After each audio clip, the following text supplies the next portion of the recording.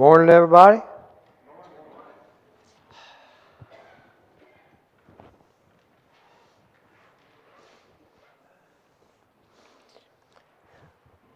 Yeah, Keith's passing out a handout that we'll be using in just a few minutes.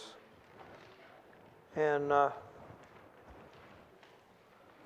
let's see, we need to start with a prayer this morning. Got it? Yeah. Father, we're grateful for this opportunity to come together again here to worship you and to study your word. We thank you for everyone that's present. We pray that you'll be with those that can't be with us this morning. We ask that you be with Buck as he gives us the lesson this morning. Help him to recall what he wants to say and help us to understand it and take it to heart. And be with us as we go on through this service. We ask these things in Christ's name. Amen.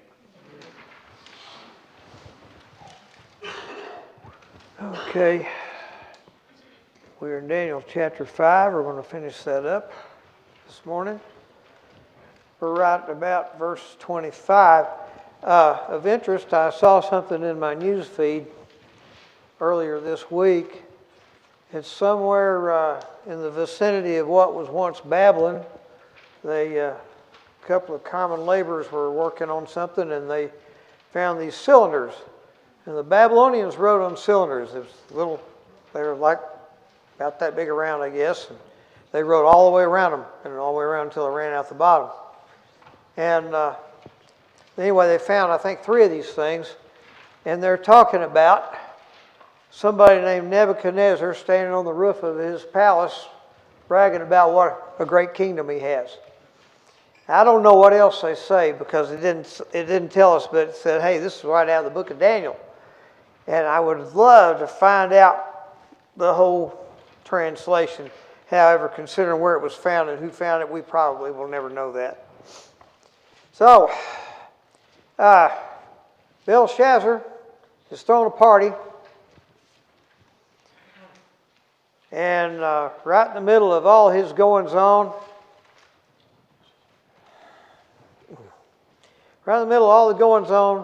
this hand shows up out of nowhere and starts writing on the wall, right up front where everybody can see it.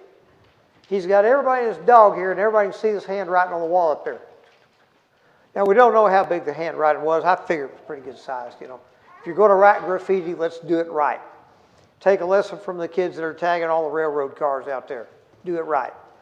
Well, he sees it, and this man goes to pieces. Bless his heart. Calls in the wise men. They can't tell him anything because they can't translate it. So then his wife comes in and says, Daniel can do this. He can do anything. So he brings in Daniel, and sure enough, Daniel says, I can translate it for you. Yeah, I can. Now, he is offered a purple robe, a gold chain around your neck. That's big stuff for these folks. And third man in the kingdom. This is a big deal. Daniel says, I don't want that, but I will translate it for you. So he does. In verse 25, he says, this is what the words mean. Mina, God has numbered the days of your reign and brought it to an end. Tekel, you have been weighed on the scales and found wanting. Perez, your kingdom is divided and given to the Medes and Persians. This is not good news. He had good reason to go all to pieces. So what do you got? Mina. Put a fork in it. It's done. This party's over and you are done. Tekel, a measure of weight. You have been weighed and you are found wanting. That's the last thing I would ever want to hear from anybody. Perez. Perez, another unit of measure, which is singular of parson. Parson is in the NIV. King James uses the word uparson or uparson, which it means and. It's simply, the U is simply an and. It's not a different word. And what it says there is your kingdom is divided, given to the Medes and the Persians. Recall the silver chest and the arms of the statue in Nebuchadnezzar's dream. The enemy is knocking on your door. Not that it matters, because these guys don't need doors. Verse 29. Again, note that there is no threat of violence here. Belshazzar, a man of his word, promptly clothed Daniel in a purple robe with a gold chain around his neck and proclaimed him third highest in the kingdom. Now, I suppose that about that time Belshazzar asked Daniel, he says, by the way, exactly when is all this going to happen? And Daniel says, about 10 minutes. It's going to be fast. Verse 30 tells us that same night Belshazzar was slain. Darius the Mede took over the kingdom. Now, Darius took over Babylon, but he was not the king, not yet. It would be another 7 years before he would be the emperor. The emperor is Cyrus. If you check out your handout that about good stuff to know about Daniel, you'll find all that in there. Cyrus the Great was the top dog in the Medo-Persian Empire, also called the Achaemenid Empire, and he placed Darius in charge of Babylon and its provinces. Now, Daniel had prophesied the head of gold, Nebuchadnezzar's statue, would soon be gone, and it is. It's gone now. Jeremiah chapters 50 and 51 describes all this long before it ever happened. So, how did this happen so quickly? Just a few weeks earlier, Cyrus the Great and his Persians and Medes defeated Babylon at the Battle of Opis. Opis is a city located about 100 miles north of Babylon. It's on the Tigris River. Babylon's on the Euphrates. Was that opened up the road south to Babylon? Belshazzar should have known that the Persians were coming. We don't know much about this battle in Opis, but it was apparently a rout followed by a massacre. Nabonidus, who was the actual king, pardon me, who was the actual king of Babylon, was there. Belshazzar may have been there. We don't know. But here we are. There's been a rout. Your army's defeated. Nabonidus is out there somewhere on the run. Belshazzar comes home and has a party. Okay, figure that one. Well, the city of Babylon, as I said, was located on the Euphrates River. And the river is a big one. And the assumption was that no army could invade Babylon across that river because it was too big an obstacle. Rivers are a constant threat to military operations today. I mean, when you plan an invasion, one of the big things you got to look at is where's the water? Find the water, figure out how to cross the water before you do anything else. But consequently, Babylon was lightly defended, if anything at all, on this side of the river. There's no wall there. No troops there. And according to contemporary accounts, Babylon fell with very little resistance, if any. Cyrus is believed to have dug a canal north of Babylon, which diverted the river somewhere else, out into the marshes. And they just waded across and walked right into the city. That must have been fun. Hey, I'm a soldier. I don't have to fight today. But water was probably only about knee deep. And this is not as big a deal as you might think, because in the fall of the year, this happened in December, by the way, the fall of the year, the Euphrates River is always low, always. So he didn't do anything to defy nature. He just helped nature take its course when he dug that canal. So here we are. History does agree that Daniel's account that the Babylons were having a big festival when the Persians took them by surprise. Now, another problem was the Babylonian population was highly dissatisfied with their king Nabonidus. Number one reason was because he wasn't there. Number two, we touched on last week, he did not like the god Marduk, who was a top dog of all the gods in Babylon. He wanted to replace Marduk with another god. I believe the name was Sin, interestingly enough. And because of that, the locals didn't like him very much. Now, there's also some evidence that some of the Babylonian officials had already defected to the Persians. So here's all these guys sitting out here in your banquet, and maybe a third of them, who knows, have already been dealing with the Persians. And another issue is that a lot of the captives from all these other countries, including the Jews, apparently assisted the Persians somewhat also. So, speaking of Nabonidus, where was he? As I said, he was on the run. He's not even there. And he's not in Babylon. He's hiding out somewhere, waiting for whatever's going to happen, and it's happening right now. Now, I'm glad we're through talking about Nabonidus, because now I can finally pronounce his name. Whatever the case, there was no battle. The Persians just walked in, and the city surrendered without a fight. Now, Cyrus was seen by much of the Babylonian population not as a conqueror, but as he was a liberator. They were tired of Nabonidus. And, well, Belshazzar, okay. He is not the best king that you could find. Babylon was the greatest kingdom the world had ever seen up until that time. And here comes the Achaemenid Empire. I can even pronounce that today. And in a flash, Babylon was gone. The Achaemenid Empire was the first of the ancient superpowers. Massive, and it swallowed up Babylon in a few hours' time. Now, Babylon didn't go out with a bang. It was more like a whimper. Now, the question is, what part did God play in this? Was he maneuvering things? He certainly was, because he tells us from the beginning, he's maneuvering things around. He puts on the throne who he wants.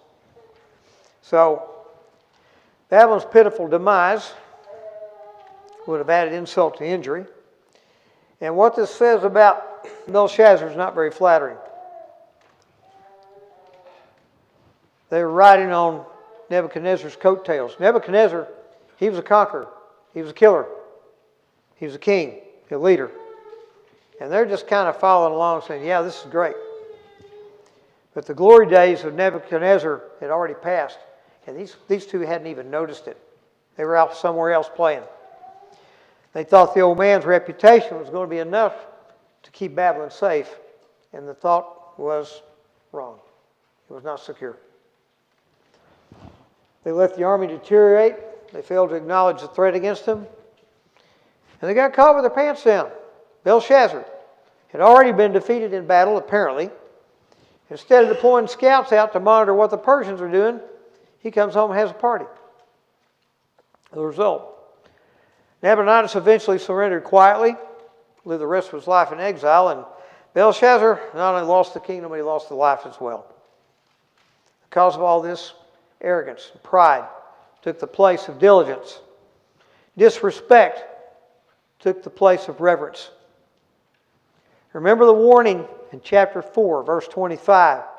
The Most High is sovereign over the kingdoms of men and gives them to anyone he wishes. Pulled the rug out from under Belshazzar tonight, and now Cyrus is in charge. Lesson learned. This doesn't just apply to kings. Keep your guard up. Now you think, when you get to this point in your life, you're middle-aged, you're successful, you have a family, they're doing okay. You think everything is going to be fine. You don't have to worry about things, about sin coming into your life and ruining you. You don't have to worry about that anymore. That's what you get to thinking. Got a phone call last Sunday.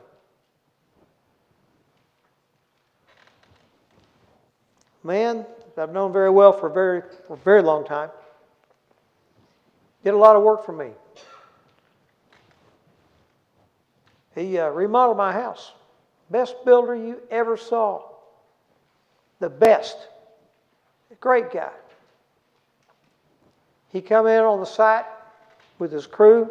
He said, I'm going to be there at 8 o'clock. He was there promptly at 8 o'clock. He didn't waste his time running back and forth to Lowe's. He knew exactly what he needed, and he had it in his truck. Every day they came on site. They boom, boom, boom, boom. I got this done, got this done. How do you like it? Every day. It was amazing. He became to be a friend. One day, this girl came by their house and left a baby with his wife. Said, can you watch her for a couple of hours? The girl ran off, never came back. They adopted that child. Then he got hurt. Had to have surgery. Immense pain. Looking for something for the pain. He found his solace in meth. His business is on the edge of falling over. His wife is done with him. His teeth have rotted out.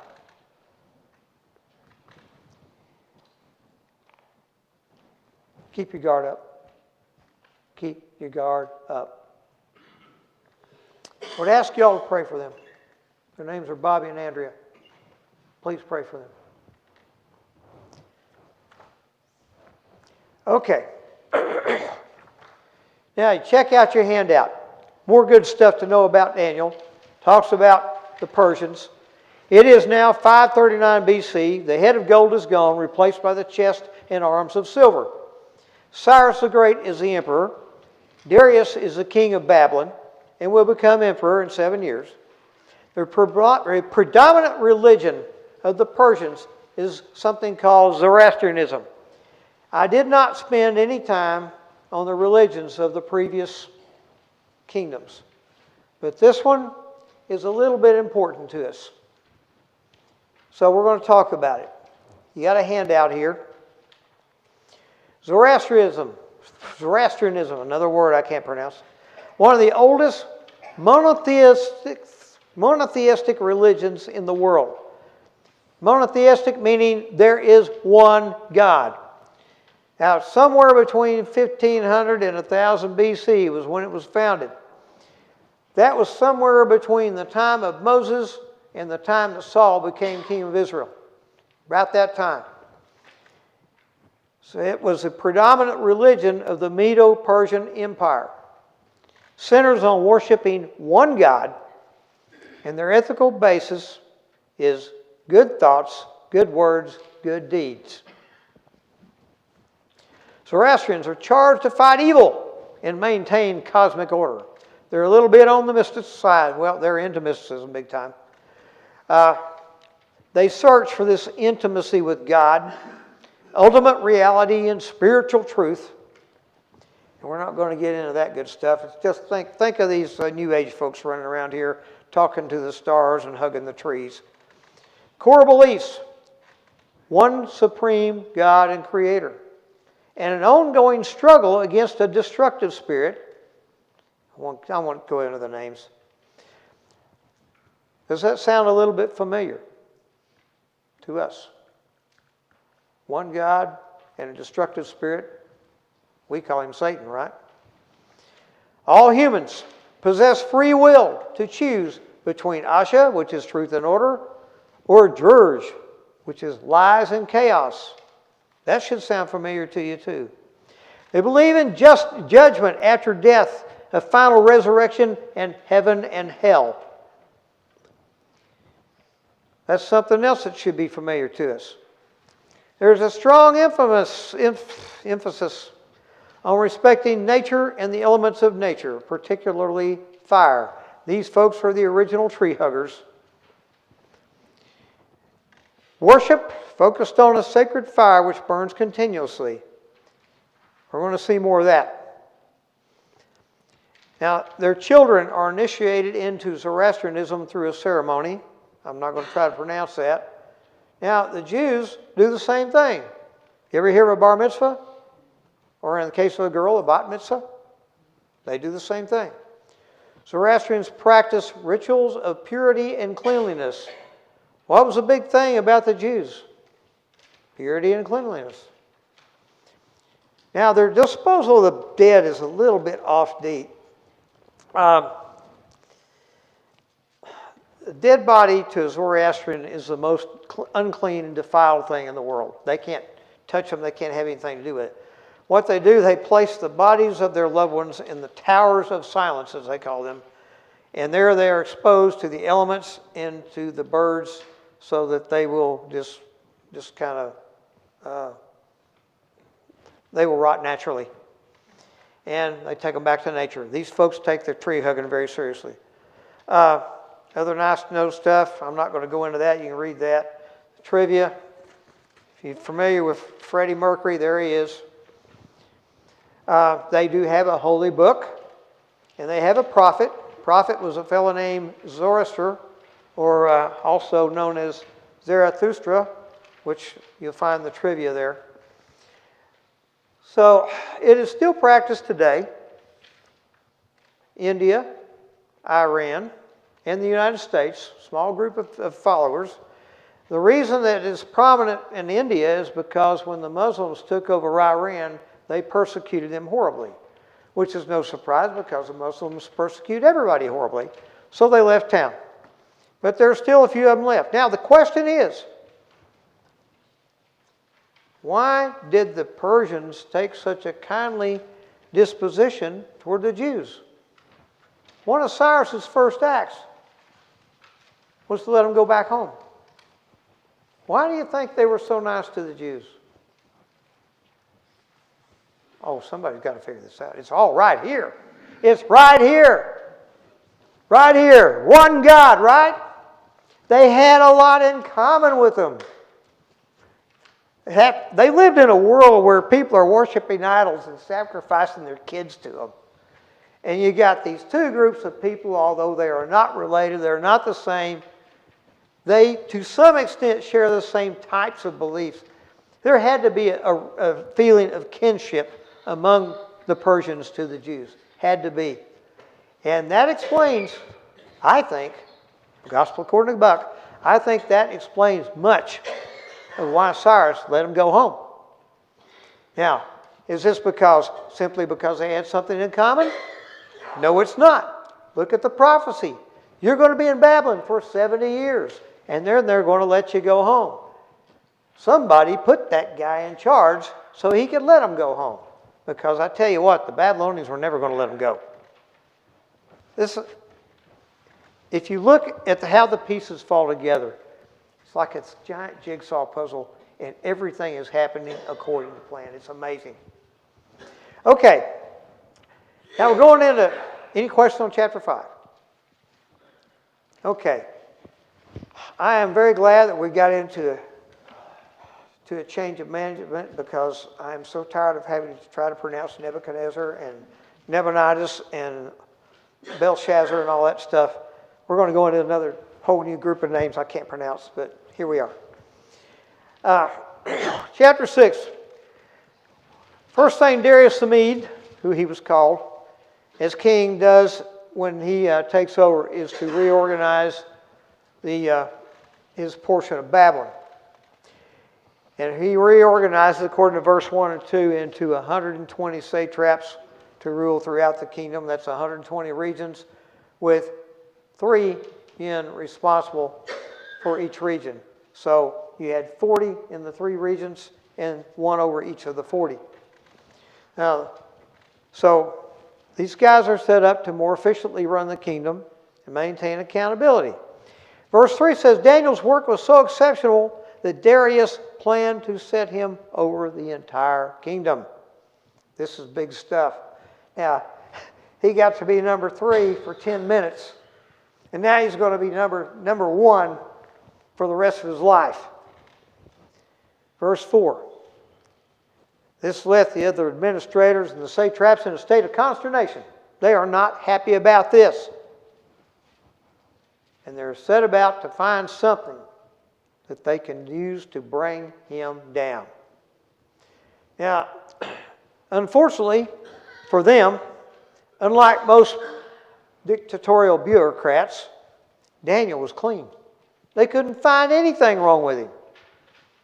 He's trustworthy and neither corrupt nor negligent. So in verse 5, they come to the conclusion, we will never find any basis for charges against this man, Daniel, unless it has something to do with the law of his God.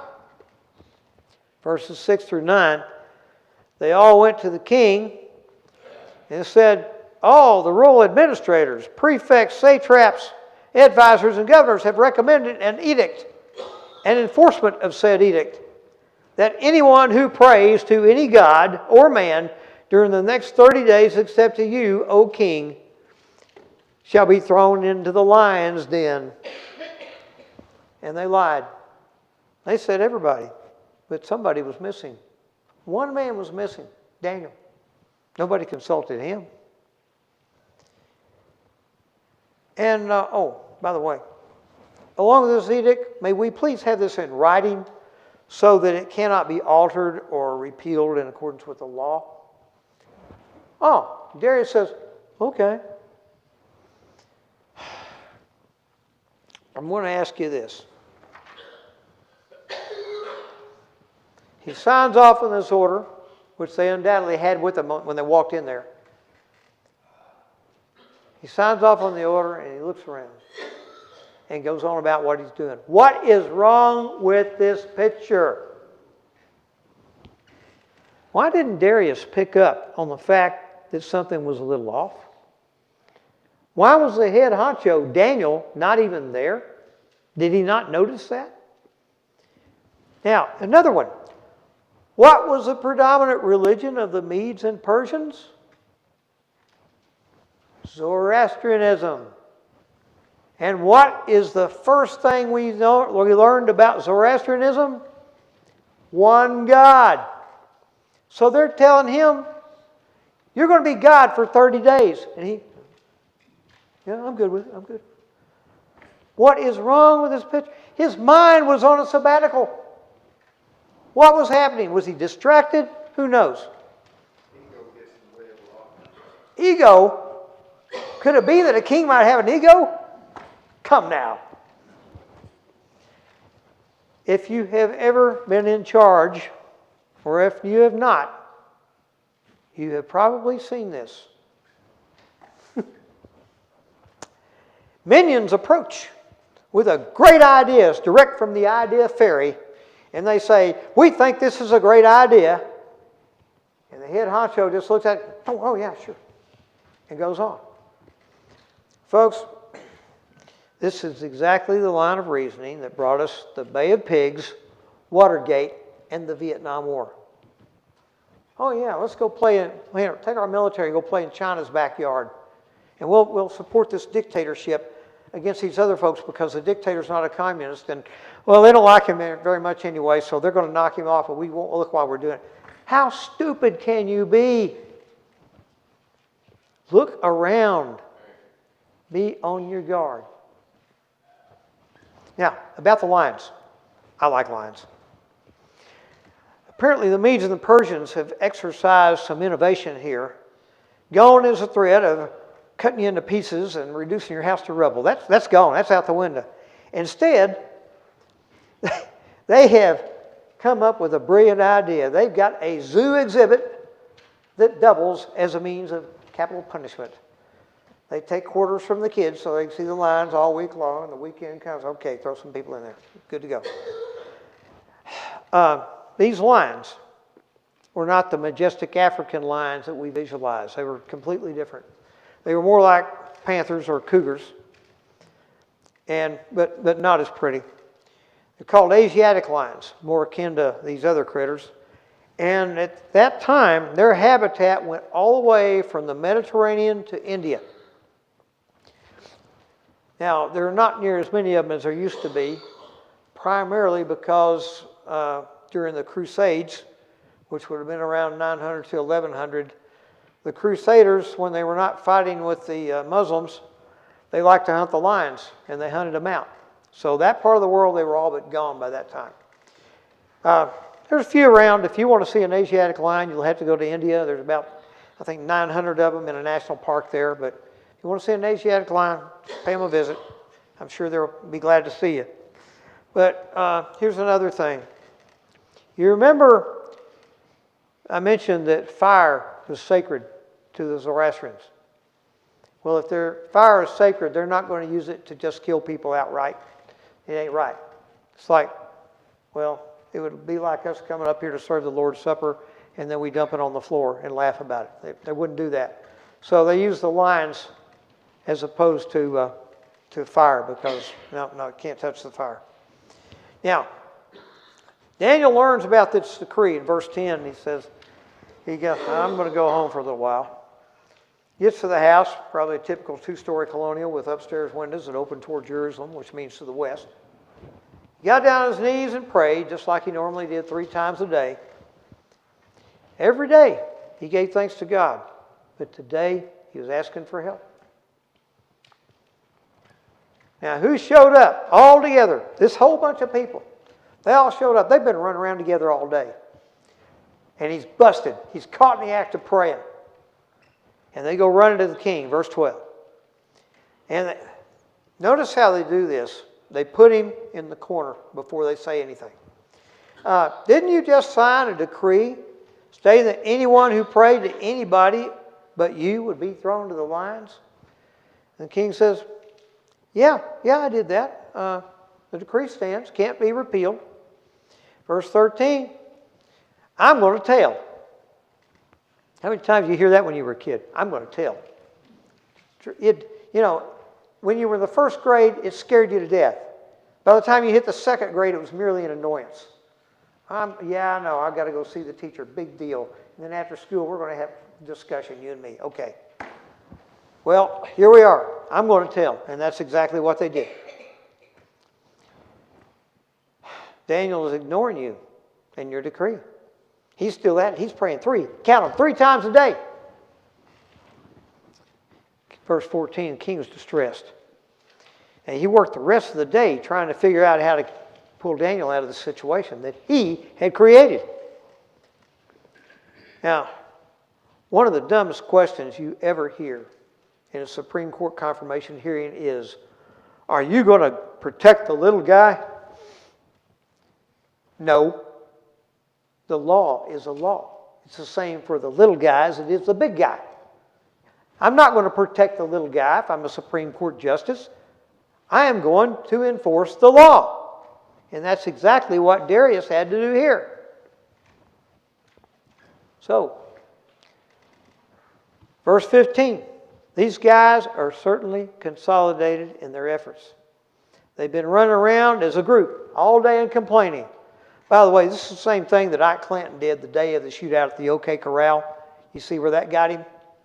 Wiped out. Ran around town all day long saying, I'm going to kill Wyatt Earp. Well, didn't work out that way. Seeing no immediate result, they go back to the king and remind him of what the law says. Can you imagine? You're the king and these people can't. Have you got this done yet? Have you got this done yet? Is it soup yet? No. Apparently not. Most kings do. Even the President of the United States has that, as long as it's a federal crime. So, Daniel is cast into the lion's den at sundown. But just before he's thrown in, Darius says, may your God, whom you serve continually, rescue you. Verse 17, the den is sealed. The den is sealed with a stone and ceremonially sealed with the signet rings of both the kings and his nobles. Nobody is opening up that pit tonight. Verse 18, the king returns to the palace. Now, it's interesting here. He's a king. Does what he wants, right? He does not eat. He refuses entertainment. And he doesn't sleep that night. He regrets his foolish behavior. But there's something else going on here too. It's clear that he sees Daniel as more than a civil servant. He doesn't just like Daniel. I think the man loves him. Considers him more like a brother than an employee. In verse 19 and 20, first light finds Darius at the lion's den. He gets the lion's den and he calls to Daniel in an anguished voice. Now, these Old Testament stories are not well known for detail, but this detail is is in here, and it's a great big one. Anguished voice.